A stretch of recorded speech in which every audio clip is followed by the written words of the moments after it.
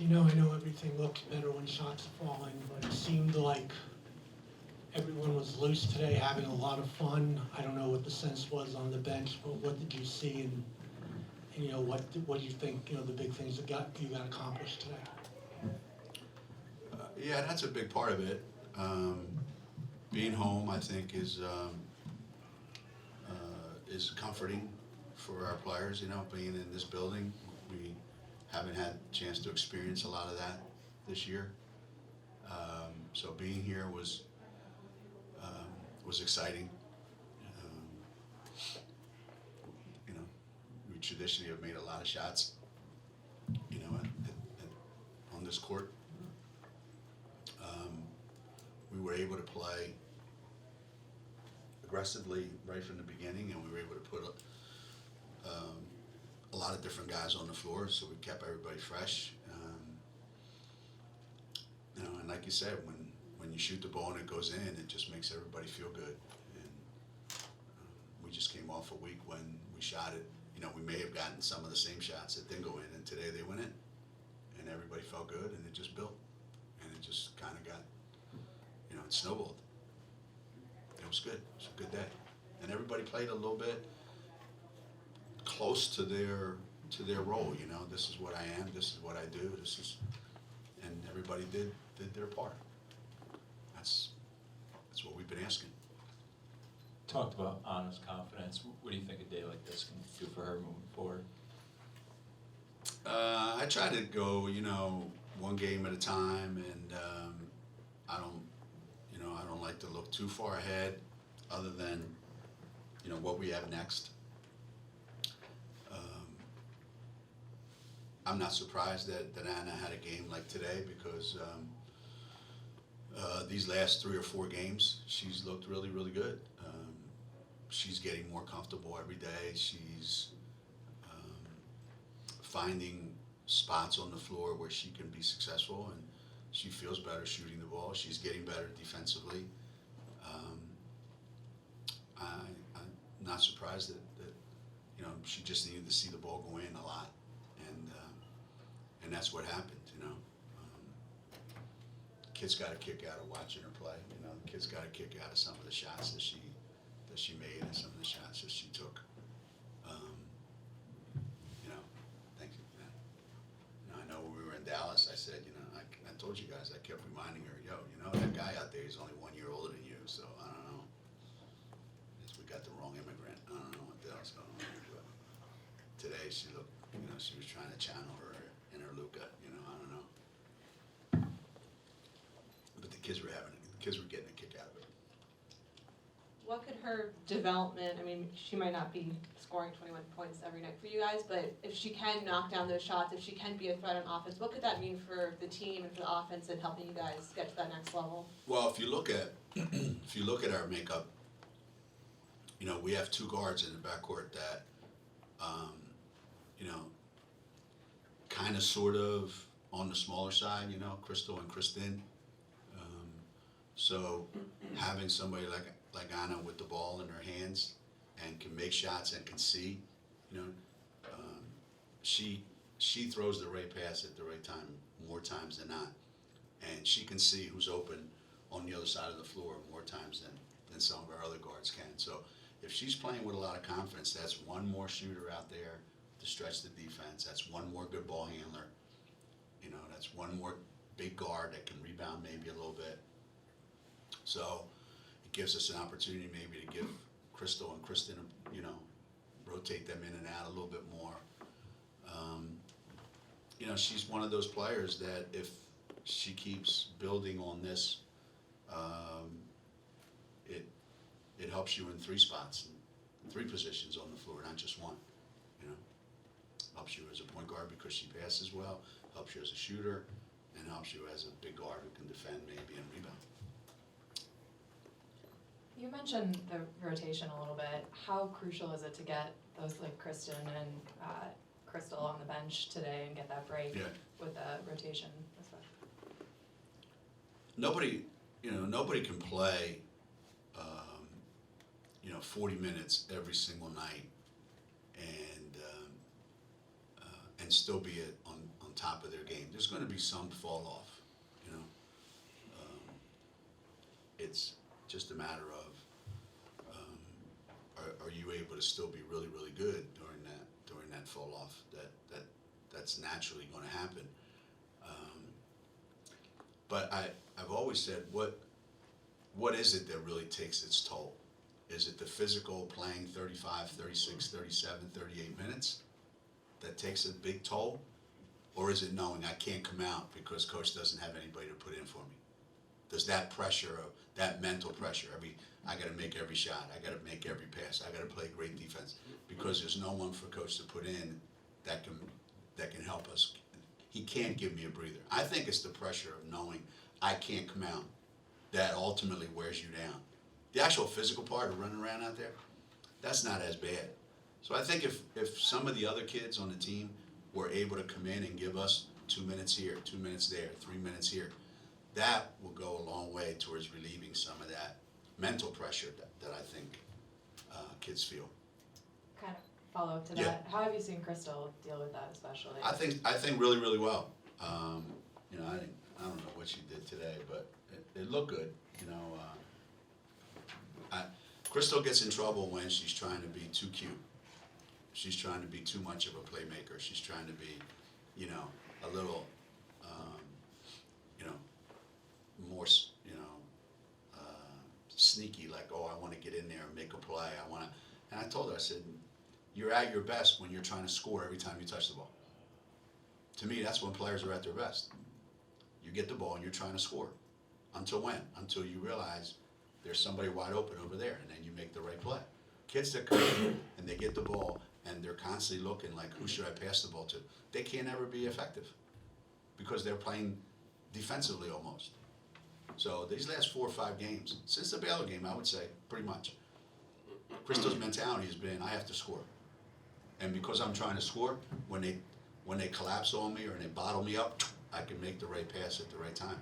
So you don't see her getting stuck in the lane as much now with the ball, wondering what should I do. And you can see, you know, she has so much confidence in her shot right now. So things are going really, really well for her. You know, when you're a senior, the next 2 months, February and March, that's payday, you know. You're going to get judged a lot by what you do these next 2 months, February, March. Talk about the defensive effort tonight, just 11 points in the first half allowed. Yeah, as I was saying, some of that was us, some of that was them. You know, they don't score a lot of points to begin with, and I felt like if we could turn up the pressure a little bit and make the game fast, that they would have to take a lot of shots. And the first half, we really made it difficult for them to get where they were going, and we're still not, you know, this isn't the 2009 and 10 team, you know, we're not going to steal it from you 30 times. But we're gonna have to find, keep working to find a true defensive identity of who we are. And our defense has been good, don't get me wrong, but I think there's more that we can do. Today was along that path, you know, we're going down.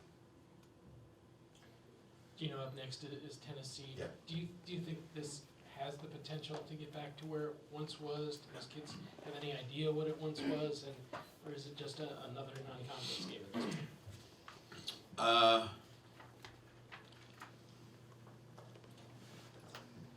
point? The Tennessee-Connecticut game from 1995 until it ended filled a tremendous void that didn't exist in women's basketball. You know, for as much as you want to say women's basketball had great rivalries, no, they didn't. They may have had great games, they may have had great skirmishes, but Tennessee never lost. They may have lost a game, but they never lost.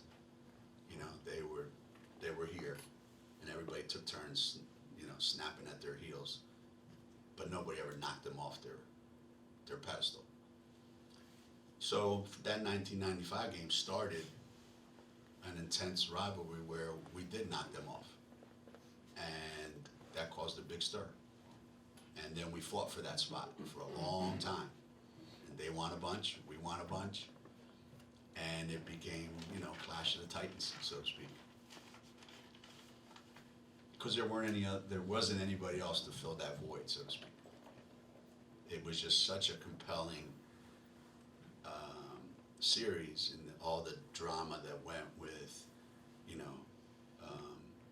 who the coaches were, who the players were, and every game had the highest stakes, whether it was a regular season game or whether it was a postseason game, a national championship game. Everything was all laid out. Everything was perfectly aligned. All you needed was just two great teams every year battling to see who was going to be the best. I don't think that's there anymore, and I don't think it'll ever come back. And I don't know that it can come back, because Oregon and Oregon State's a great game. So when those guys play, that's a huge game nationally, and it has huge national implications. When we play South Carolina, when Baylor plays South Carolina, when Stanford plays. Now, is any of that as big as our Tennessee game was? No. There may never be anything like that. Although our series with Notre Dame was pretty damn close, because every game meant so much. So can you just say, hey, we've turned that spigot off. Let's turn it back on, and it'll be just like it was when we left off. No, it won't be. It won't be. Coaching's different. Players are different. Times are different. Media cycle's different. That game will be really big Thursday night, and by Saturday everybody will forget about it and move on to the next thing. Back then, that game was big from a month before to a month after. It's just not there anymore, and that's okay too. Don't get me wrong. I don't think it should be there. I think if we're back to that in the country, hey, everybody in America is waiting for the Connecticut-Tennessee game. Then you know what? Then we haven't made the progress we think we've made. That's the way I look at it. I want, what's a bigger game this year? Us in Oregon or us in Tennessee? Us in Tennessee for nostalgia. Us in Oregon for the real stuff. For who? For Oregon? For us? We'll see. We'll see. Geno was talked about a little bit yesterday, but today, celebrating 30 years of this building. Can you just go back to talk about what this place has meant to your program, to this university? I was telling the kids on the team that that team that's here, they couldn't get 92 in a month if you had a practice. And these guys got 92 today. That team from 30 years ago was really jealous. We were trying to win games 58, 55, and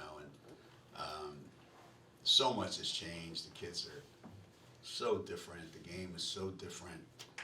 But I honestly believe that team, and it started the year before. Megan and Debbie and Wendy and those guys were all freshmen, and we won the Big East regular season, and we won the tournament for the first time, and we made the NCAA tournament for the first time. That team that year started, for me, what was one of my favorite times ever as a coach. That freshman year with those guys, that sophomore year with those guys, and then that junior year with the same crew that went to the Final Four. Those were three of probably the best years I've ever had as a coach. Because what we were doing was so fresh, so new, so unbelievable.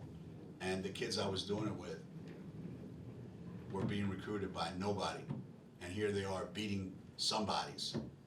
And to see them now, how much joy they get out of our program, and just watching them walk out on the court, the smile on their faces and how they are, and it really brought me back. I can honestly say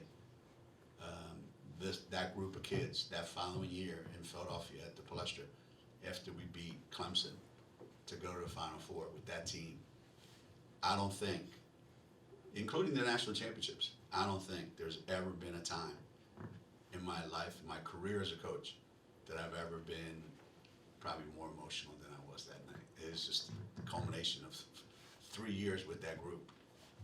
And to see them all now. And the funny part about it is they're probably just as quick now as they were then. They couldn't guard anybody then, and they can't guard anybody now. They couldn't go by anybody then, they can't go by anybody now. But they probably can still make shots. Guarantee you that. At least they have the excuse now they're old. Yeah, well, they played old. They played Yeah. old. Thinking We about, were so slow, we were good. People were so much faster than us. We were so slow that people couldn't believe that we could be that good and be that slow. Because when we played slow, the other team had to slow down. So when they slowed down, they played as slow as us. And we could always shoot and outthink every team we played. The only way we could ever lose those years, remember, was if the ball didn't go in the basket. If the ball didn't go in the basket that night was the only way we could lose. It was incredible. Never seen anything like it. It was fun, man. I loved it. I was thinking of that season, out of however 1,200 games you've coached, and you mentioned earlier all the shots you've seen go in. And I asked Kerry this, do you ever replay Kerry's last shot against Clemson? All the time. All the time. All the time. And I said this earlier this week. All the time. That shot was devastating that it didn't go in. Because it made me feel like we're never going beyond first or second round of the NCAA tournament. It actually felt like that. Felt like we have one opportunity to make this work, and that opportunity's gone away. I felt like we have one more chance. You know, freshman year, I thought maybe we're not ready. Sophomore year, like, we're pretty good. And when that shot didn't go in to win the game against Clemson to go to regionals, I thought maybe it's not meant to be. And then I thought after that, we got one more shot at it. If it doesn't happen this year, then it's never gonna happen here. If this team that's here this weekend, if they didn't do what they did the following year, if that didn't happen, none of this would have happened. Zero. Not even close to happening. Because nobody would have seen us play. We'd have never been on television. We'd never been to the Final Four. Nothing. We'd have just been a bunch of kids who play basketball and then move on with the rest of their lives. But that team, you know, as much as the '95 team did what they did, and obviously that's huge. You know, that in the history of women's basketball, that '95 team is maybe up there with the most impactful teams ever. But as far as UConn is concerned, this group of kids that's here today, what they did the following year, that's what kind of made this all happen. That's what made this all happen.